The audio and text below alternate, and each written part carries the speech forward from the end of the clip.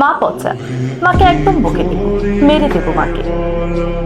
মজার ছলে বলা এই কথাগুলো শিশুদের মনে কি প্রভাব ফেলে জানেন?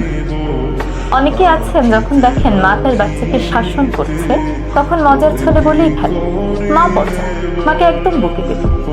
মজা করে বলে, আদর করে বলে, এতে কি বা যায় আসে? কিন্তু না, যায় আসে। এই মজার ছলে বলা একটি বাক্য শিশুর মনে তার মায়ের সম্মানকে প্রশ্নবিদ্ধ করে তোলে।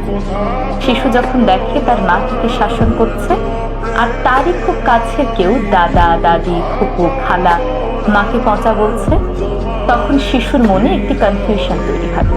সে ভাবতে থাকে তার মাই ভুল করেছে, বাকি সবাই সঠিক। শিশুদের মনে একটি দ্বন্দ্ব সৃষ্টি হয়। তারা মুখে হয়তো কিছু বলে না, তবে এই জিনিসটি তাদের মাথায় গেঁথে থাকে। পরবর্তী সময়ে যখনই তাকে শাসন করতে যাওয়া হয় সে ভাবে সে ঠিকই আছে, মা তাকে অকারণেই শাসন করছে। তখন শিশুদের মনে নানান প্রশ্ন আসতে থাকে। মা কি আসলেই আমার ভালো চায়? যে মানুষটি আমাকে ভালোবাসেন তিনি কি সত্যিই পচা? আমি কি তাকে সম্মান করব নাকি করব না? আমরা জানি মায়েরা তার সন্তানদের ভালো চায়, আর শিশুরাও যেন এই মানসিকতা নিয়েই বড় হয়। তাই কোনো মা যখন তার সন্তানকে শাসন করবে তখন তার সেই সিদ্ধান্তকে সম্মান করবে। শিশুকে বলুন, তোমার মা তোমার ভালো চায় বিধায় তোমাকে শাসন করছে। শিশুর সামনে কখনোই নেতিবাচক কথা বলবেন না। মা পচা, মাকে মেরে দেব, এই ধরনের নেতিবাচক কথাগুলো শিশুর সামনে বলা থেকে বিরত থাকুন।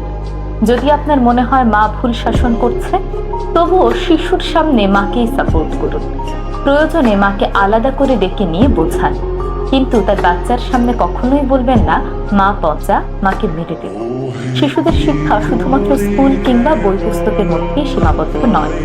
আমাদের সকল আচরণ থেকেও শিশুরা কিন্তু শেখে। তাই এমন কিছু করবেন না যাতে শিশুর মন থেকে কারো প্রতি সম্মানটা উঠে যায়। আজকের পর থেকে এই ব্যাপারে অবশ্যই সচেতন থাকবেন।